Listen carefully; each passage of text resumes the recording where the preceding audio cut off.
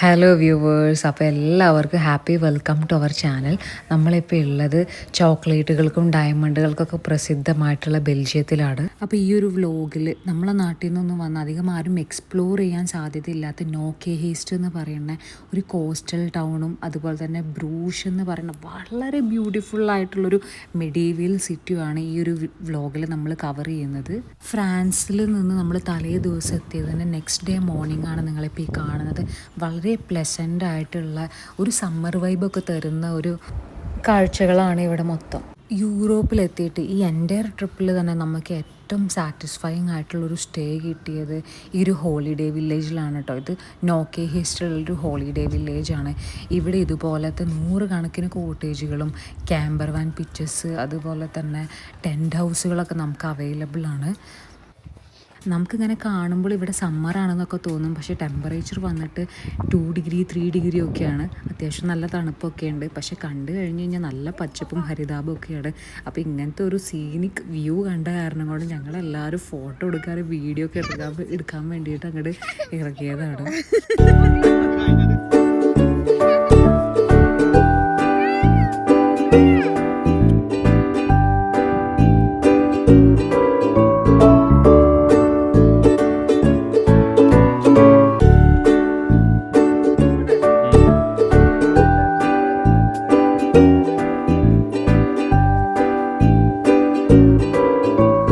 കോട്ടേജിൽ kitchen ഉണ്ടായതുകൊണ്ട് തന്നെ ഞങ്ങൾ തന്നെ പ്രിപ്പയർ ചെയ്ത് ബ്രേക്ക്ഫാസ്റ്റൊക്കെ അടിപൊളിയാക്കിയിട്ട് കഴിച്ചു.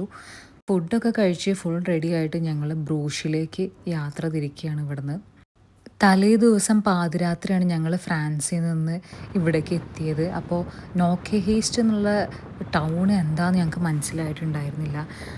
പുറത്തേക്ക് നോക്കുന്ന സമയത്ത് വളരെ റിച്ച് ആയിട്ടുള്ളൊരു അറ്റ്മോസ്ഫിയർ, റോഡിൽ മൊത്തം ലക്ഷറി കാറുകളും അതുപോലെ തന്നെ ലക്ഷറി ആയിട്ടുള്ള റെസിഡൻസുകളുമാണ് നമുക്ക് മൊത്തത്തിൽ കാണാൻ പറ്റുന്നത്. അപ്പോൾ അങ്ങനെ നോക്കുമ്പോൾ നോക്കെ ഹീസ്റ്റ് എന്ന് പറയുന്നത് ബെൽജിയത്തിലെ തന്നെ വൺ ഓഫ് ദ വെൽത്തിയസ്റ്റ് മുനിസിപ്പാലിറ്റികളിൽ ഒന്നാണ്. അതായത് ഇവിടെ അഫ്ലുവൻറ്റ് റെസിഡൻസ് ആണ് ഇവിടെ താമസിച്ച് വരുന്നത്. പൈസക്കാർക്ക് മാത്രമേ ഇവിടെ വീടും കൂടിയൊക്കെ ഉള്ളൂ കേട്ടോ. അതായത് ഒന്നാമത്തെ കാര്യം ഇവിടുത്തെ ഹൈ പ്രോപ്പർട്ടി പ്രൈസാണ്. പിന്നെ ഇവിടെയുള്ള ഇൻഡിവിജ്വൽസിൻ്റെ നെറ്റ്വർത്ത് വളരെ നല്ല രീതിയിൽ മുന്നിട്ട് നിൽക്കുന്നുണ്ട്. അതുകൊണ്ടാണ് ഈ ഒരു കോസ്റ്റൽ ടൗണിനെ റിച്ചസ്റ്റ് ടൗണായിട്ട് പറയുന്നത്.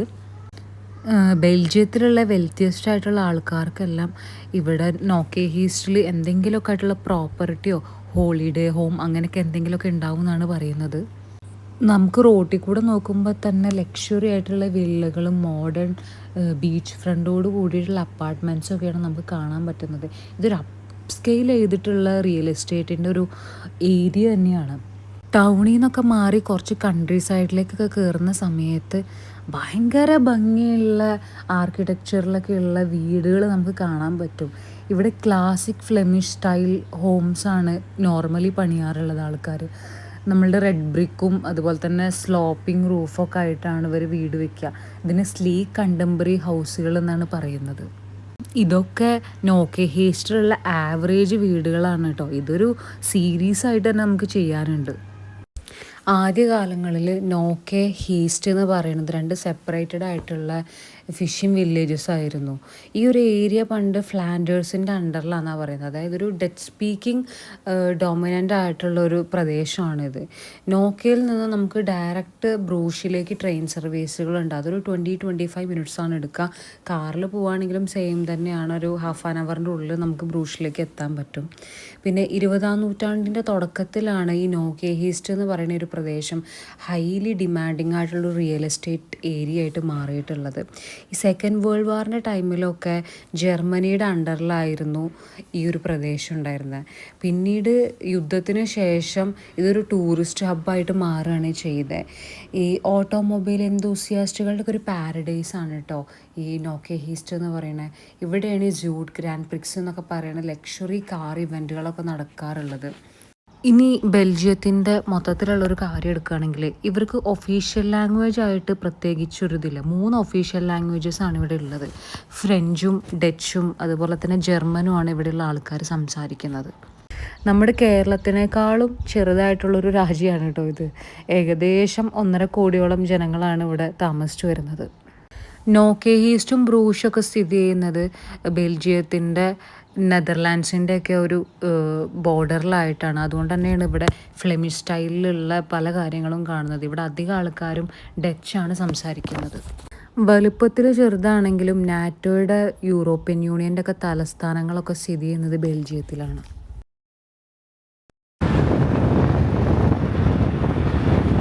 നൂറ്റാണ്ടുകളെ അതിജീവിച്ചു പോന്ന അതിപൗരാണികമായിട്ടുള്ള ബ്രൂഷ് എന്ന് പറയുന്ന അതിമനോഹരമായിട്ടുള്ളൊരു മിഡീവിയൽ ടൗണിലേക്ക് നമ്മളങ്ങനെ 25 മിനിറ്റിൻ്റെ ഡ്രൈവിന് ശേഷം എത്തിയിരിക്കുകയാണ്. കനാലുകളുടെ നഗരം എന്നാണ് ഇതിനെ പറയുന്നത്. നമുക്ക് കിഴക്കിൻ്റെ വെനീസായിട്ട് ആലപ്പുഴയുണ്ട്. ഇവിടെ പടിഞ്ഞാറിൻ്റെ വെനീസായിട്ടാണ് ബ്രൂഷിനെ പറയുന്നത്. ഈ പാക്കേജിലൊക്കെ വരുന്ന ടൂറിൻ്റെ ആൾക്കാർ മാക്സിമം പോന്നു കഴിഞ്ഞാൽ ബ്രസൽസൊക്കെയാണ് നമുക്ക് കാണിച്ചു തരിക. അധികം ആൾക്കാരും എക്സ്പ്ലോർ ചെയ്യാൻ സാധ്യതയില്ലാത്തൊരു സിറ്റിയാണ് ബ്രൂഷ്. ബെൽജിയത്തിൽ വന്നു കഴിഞ്ഞാൽ ആരും മിസ്സാക്കാത്ത സംഭവമാണ് ബെൽജിയം വേഫിൾസൊക്കെ. അതൊക്കെ ഞങ്ങൾ ഇവിടെ നിന്ന് ട്രൈ ചെയ്തിട്ടുണ്ട്. പണ്ടത്തെ പ്രതാപകാലത്തെ സ്മരിച്ചുകൊണ്ട് പോകുന്ന ആട്യത്തുള്ള കുതിരവണ്ടികളാണ് കാണുന്നത്. കണ്ടമാനം ചോക്ലേറ്റിൻ്റെ ഷോപ്പുകളാട്ടോ, എണ്ണിയാ തീരുവില്ല, അത്രയും ഉണ്ട്. പിന്നെ ഇവിടെയുള്ള ബിൽഡിങ്ങുകളൊക്കെ കാണാൻ ഏകദേശം ഒരു സെയിം ആർക്കിടെക്ചറാണ് കേട്ടോ. ഇതൊക്കെ ഇഷ്ടികൻ്റെ ചുടുകട്ട കൊണ്ട് ഉണ്ടാക്കിയെടുത്തതാണ്. ഈ ഇഷ്ടിക കൊണ്ട് ഉണ്ടാക്കുന്ന നിർമ്മിതികളാണ് ഏറ്റവും കൂടുതൽ കാലം നിലനിൽക്കാമെന്നാണ് പറയുന്നത്. ഇതൊന്നും ചില്ലറ പഴക്കമുള്ളതല്ല. എങ്ങനെ പോയാലും 600-800 വർഷം പഴക്കമുള്ള സ്ട്രക്ചറുകളാണിതെല്ലാം. സിറ്റിയിൽ വന്നിറങ്ങുമ്പോൾ തന്നെ നമുക്കറിയാം ഇതൊരു ചാമിങ് സിറ്റിയാണെന്നുള്ളത്. ഇതെല്ലാം നൂറ്റാണ്ടുകൾ അതിജീവിച്ചു പോകുന്നത് ഒറ്റ കാരണം കൊണ്ടാണ്, മെയിൻ്റനൻസ്. നമ്മളുടെ നാട്ടിലൊക്കെ കോടികൾ മുടക്കി ഓരോരോ പദ്ധതികൾ നടപ്പാക്കും. പക്ഷേ മെയിൻ്റനൻസിന് വേണ്ടിയിട്ട് ഒരു വകയിരിപ്പും ഉണ്ടാവില്ല. അങ്ങനെ അതൊക്കെ നശിച്ചു പോവുകയും ചെയ്യും. ഇതൊക്കെ മെയിൻറ്റെയിൻ ചെയ്യുന്നത് കൊണ്ട് മാത്രമാണ് ഈ സിറ്റിയൊക്കെ ഇത്രയും പ്രൗഢമായിട്ട് നിലനിൽക്കുന്നത്. ബ്രൂഷിൻ്റെ ഒരു ഹിസ്റ്ററിയൊക്കെ നോക്കുകയാണെങ്കിൽ 10-ാം നൂറ്റാണ്ട് 11-ാം നൂറ്റാണ്ട് കാലഘട്ടത്തിലൊക്കെയാണ് ഈ സിറ്റി ഡെവലപ്പ് ആയതെന്നാണ് പറയുന്നത്. അതായത് മൊത്തത്തിൽ ഒരു ചരക്ക് ഇറക്കുന്ന ഒരു സിറ്റി ആയിരുന്നു ഇത്. കാരണം അറ്റ്ലാന്റിക് സമുദ്രത്തിനോട് ചേർന്ന് കിടക്കുന്ന ഒരു പ്രദേശമാണത്. നെതർലാൻഡ്സിൻ്റെ ബോർഡറുമാണ്. യൂറോപ്പിലെ ഒരുവിധപ്പെട്ട നഗരങ്ങളൊക്കെ വളരെ ഡെവലപ്ഡ് ആയിട്ട് കാണുന്നതിന് ബാക്കിയുള്ള ആൾക്കാരൊക്കെ പറയുന്നത് ഇവരുടെ കോളനിവൽക്കരണ സമയത്തുണ്ടായ ചൂഷണങ്ങളെക്കുറിച്ചാണ്. അവിടെയുള്ള ആൾക്കാരെ മാക്സിമം കൊള്ളയടിച്ചും പിടിച്ചു പറിച്ചിട്ടും അവരെ കൊണ്ട് പണിയെടുപ്പിച്ചും കൊണ്ടുവന്ന അവരുടെ അധ്വാനങ്ങളാണ് ഈ യൂറോപ്പിൽ നമ്മളിപ്പോൾ കാണുന്ന പ്രതാപം എന്നാണ് പറയുന്നത്. ഹിസ്റ്ററി എടുത്ത് നോക്കുകയാണെങ്കിൽ കോളനിവൽക്കരണം തുടങ്ങുന്നത് 15-ാം നൂറ്റാണ്ടിലൊക്കെയാണ്. പക്ഷെ അതിനും എത്രയോ നൂറ്റാണ്ടുകൾക്ക് മുമ്പേ തന്നെ ഈ നഗരങ്ങളൊക്കെ വളരെ ഡെവലപ്ഡ് ആണ് എന്നാണ് പറയപ്പെടുന്നത്. ബ്രൂഷിൻ്റെ മെയിൻ അട്രാക്ഷൻ തന്നെ ഈ കനാൽ റൈഡൊക്കെയാണ്. ഡീവർ കനാൽ എന്നാണ് കേട്ടോ ഇതിനെ വിളിക്കുന്നത്. ഈ കനാൽ റൈഡിൽ കൂടെ പോകുന്ന സമയത്ത് നമുക്ക് ഈ ബ്രൂഷ് നഗരത്തിൻ്റെ ഉള്ളിലുള്ള പഴയകാല കെട്ടിടങ്ങളും സ്കൂളുകളും പള്ളികളും പഴയ കച്ചവട സ്ഥാപനങ്ങളൊക്കെ നമുക്ക് കാണാൻ പറ്റും. നമുക്ക് ബോട്ട് റൈഡ് മിസ്സായി എന്ന് പറയേണ്ടി വരും. കാരണം ആ ഒരു ബോട്ട് റൈഡിൽ കയറാൻ നിന്ന സമയത്ത് കുട്ടി സ്ട്രോളറിൽ കിടന്ന് ഉറങ്ങുമായിരുന്നു. ആ ഒരൊറ്റ കാരണം കൊണ്ട് ഞങ്ങൾക്ക് ബോട്ടിൽ കയറാൻ കഴിഞ്ഞില്ല. ബോട്ടിൽ കയറാൻ പറ്റാത്തതിൻ്റെ സങ്കടം ഞങ്ങൾ ബെൽജിയൻ വേഫിൾസ് കഴിച്ചിട്ടാണ് തീർത്തത്. നമ്മൾ കഴിക്കുന്ന ഫ്രഞ്ച് ഫ്രൈസ് വരെ ഒറിജിനേറ്റ് ചെയ്തിരിക്കുന്നത് ബെൽജിയത്തിലാണ്. ഇവിടെ ഉണ്ടായിരുന്ന ആൾക്കാരുടെ മെയിൻ ഉപജീവന മാർഗം പണ്ടൊക്കെ ഫിഷിംഗ് ആയിരുന്നു. അന്ന് വിൻ്ററൊക്കെ വരുന്ന സമയത്ത് നദികളെല്ലാം ഫ്രീസായി പോകും. ആ സമയങ്ങളിൽ ഇവർക്ക് ഫിഷൊന്നും കിട്ടുന്നുണ്ടാവില്ല. അങ്ങനെ ഒരു സമയത്ത് ഇവർ പൊട്ടാറ്റോ എടുത്തിട്ട് ഫ്രൈ ചെയ്യുകയുണ്ടായി. അങ്ങനെയാണ് ഫ്രഞ്ച് ഫ്രൈസ് ഉണ്ടായെന്നാണ് പറയുന്നത്. ഈ ഷോപ്പിലാണ് നമ്മൾ വേഫിൾ മേടിക്കാൻ കയറിയത്. ഇവിടെ നല്ല തിരക്കുണ്ടായിരുന്നു. ഇവിടുത്തെ ഒതൻറ്റിക് ആയിട്ടുള്ള വേഫിൾസൊക്കെ കിട്ടുക ഇങ്ങനത്തെ ഷോപ്പുകളിലാണ്. പിന്നെ ഇവിടെ വന്നപ്പോൾ നമ്മളെ നാട്ടിലെ ആലപ്പുഴയും കൊല്ലമൊക്കെ നമ്മൾ സ്മരിച്ചു പോകും. കാരണം ഇതിനേക്കാളും പ്രകൃതി ഭംഗിയാൽ അനുഗ്രഹിക്കപ്പെട്ടൊരു സ്ഥലമാണ് നമ്മളുടെ കേരളം. പക്ഷെ അതൊന്നും നല്ല രീതിയിൽ ഉപയോഗിക്കാത്ത ഒരു ജനവിഭാഗമാണ് നമുക്കുള്ളത്. ബ്രൂഷിൽ വന്നിട്ട് ഇന്ത്യൻസിനെ തീരെ കാണാൻ പറ്റിയിട്ടുണ്ടായിരുന്നില്ല. ഇവിടെയൊക്കെ ഇഷ്ടംപോലെ റെസ്റ്റോറൻറ്റ്സുകളുണ്ട് കേട്ടോ. നല്ല ഭംഗിയുള്ള ക്യൂട്ടായിട്ടുള്ള റെസ്റ്റോറൻറ്റ്സുകളാണ്. ഞങ്ങൾ അവിടെ നിന്ന് ഫുഡ് കഴിക്കാൻ വേണ്ടി തീരുമാനിച്ചു. സ്റ്റാർട്ടേഴ്സും മെയിൻ കോഴ്സും ഒക്കെ ഓർഡർ ചെയ്യുകയുണ്ടായി. കൂട്ടത്തിൽ അവർ ഡ്രിങ്ക്സ് വേണ്ടേ എന്ന് ചോദിച്ച സമയത്ത് വേണ്ടാന്ന് പറഞ്ഞപ്പോൾ അവർക്ക് എന്തോ നമ്മളോടൊരു പ്രശ്നമുള്ളതുപോലെ തോന്നി. അപ്പോൾ ക്ലിയറായിട്ട് എനിക്ക് അവിടെ ഒരു എവിഡൻ്റ് ആയിട്ട് കാണാൻ പറ്റിയത് നമ്മൾ ഇന്ത്യക്കാരോട് ഇവരൊക്കെ ഇപ്പോഴും ഒരു രണ്ടാം തരക്കാർ എന്നുള്ള രീതിയിൽ തന്നെയാണ് അവർ കാണുന്നത്. അങ്ങനെ ഞങ്ങൾ ആ റെസ്റ്റോറൻറ്റിൽ നിന്ന് ഞങ്ങൾ ഇറങ്ങുകയാണ് കേട്ടോ ചെയ്തത്. ഇന്ത്യക്കാരെ രണ്ടാം തരക്കാരായിട്ട് യൂറോപ്യന്മാർ കണക്കാക്കുന്നു എന്നുള്ളതിൻ്റെ എക്സാമ്പിളാണ് ഇപ്പോൾ കണ്ടത്. പിന്നെ എല്ലാ യൂറോപ്യൻസും ഇങ്ങനെയല്ല, നമ്മളോട് വളരെ നല്ല രീതിയിൽ റെസ്പെക്റ്റ്ഫുള്ളി സംസാരിക്കുന്ന ഒരുപാട് ആളുകളുമുണ്ട്. ഏഷ്യൻസിന് പൊതുവേ ഹോസ്പിറ്റാലിറ്റി കൾച്ചർ കൂടുതലുള്ള ആൾക്കാരാണ്. ഒരു സായിപ്പിനെ കണ്ടു കഴിഞ്ഞാൽ നമ്മുടെ നാട്ടുകാരാണെങ്കിൽ മൂക്കും കുത്തി അവിടെ വീഴും. ഇപ്പം നമ്മൾ നടന്നുകൊണ്ടിരിക്കുന്നത് ഗ്രൂത്തിയോസ് മ്യൂസിയത്തിൻ്റെ ഭാഗങ്ങളിലൂടെയാണ്. ഇവിടുന്ന് നേരെ നടന്നു കഴിഞ്ഞ് കഴിഞ്ഞാൽ നമുക്ക് സിറ്റി ഹാള് കാണാൻ പറ്റും. സിറ്റി ഹാള് കഴിഞ്ഞാൽ നമ്മൾ ബെൽഫോർട്ടിൻ്റെ ഭാഗങ്ങളിലേക്കാണ് എത്തുന്നത്. ഇതൊരു സ്ക്വയറാണ് കേട്ടോ, കമ്പാരിറ്റീവ്ലി ചെറിയ സ്ക്വയറാണ്.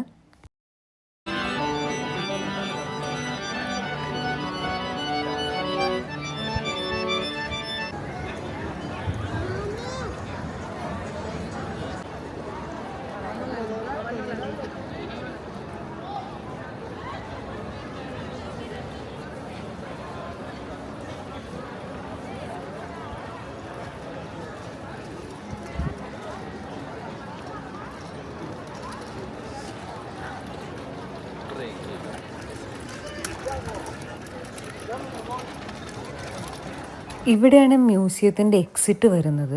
ഇതൊക്കെ കംപ്ലീറ്റ്ലി ഗോത്തിക് മാതൃകയിൽ നിർമ്മിച്ചിട്ടുള്ളതാണ്. ഇവിടെയാണ് ഇതിൻ്റെ എൻട്രൻസ്. ഇങ്ങനെയുള്ള സിറ്റികളൊക്കെ നടന്ന് കാണണം കേട്ടോ. നടന്ന് കാണുമ്പോഴാണ് ഇതിൻ്റെയൊക്കെ ഭംഗി നമുക്ക് മനസ്സിലാവുക. ഏറി വന്നു കഴിഞ്ഞാൽ സൈക്കിളെടുത്ത് കറങ്ങാം. ഞാൻ ഒരുപാട് ഡീറ്റെയിൽ ആയിട്ടൊന്നും പറയാത്തത് എന്താണെന്ന് വെച്ച് കഴിഞ്ഞാൽ കേട്ട് കഴിഞ്ഞാൽ നിങ്ങൾക്ക് ഹിസ്റ്ററി ക്ലാസ്സിലിരിക്കുന്ന പോലെ തോന്നും. അങ്ങനെ വളരെ മനോഹരമായിട്ടുള്ള ഒരു ഈവനിങ്ങും ഞങ്ങൾ ബ്രൂഷിൽ കണ്ടു. ബ്രൂഷിൽ വന്നിട്ട് ഞങ്ങൾ ഒരുപാട് ഷോപ്പിംഗ് നടത്തി കേട്ടോ. ഷോപ്പിംഗ് എന്ന് പറഞ്ഞു കഴിഞ്ഞാൽ ചോക്ലേറ്റ് തന്നെയാണ് മെയിനായിട്ട്. പിന്നെ കുറേ വേഫിൾസൊക്കെ ഞങ്ങൾ കഴിക്കുകയുണ്ടായി. അങ്ങനെ ബ്രൂഷിനോട് ഇവിടെ നിന്ന് ഞങ്ങൾ വിട പറഞ്ഞു. രാവിലെ എണീറ്റപ്പോൾ തന്നെ എൻ്റെ മനസ്സിൻ്റെ ഉള്ളിലത്തെ വ്ളോഗറൊക്കെ അങ്ങോട്ട് സട കുടഞ്ഞ് എണീറ്റു കേട്ടോ. എല്ലാവരും കിടന്ന് ഉറങ്ങായിരുന്നു. പക്ഷെ ഞാൻ ആ ഏർലി മോർണിംഗ് ക്യാമറയിൽ ഈ കാഴ്ചകളൊക്കെ നിങ്ങളെല്ലാവരും കാണിക്കാൻ വേണ്ടിയിട്ട് ഇറങ്ങി.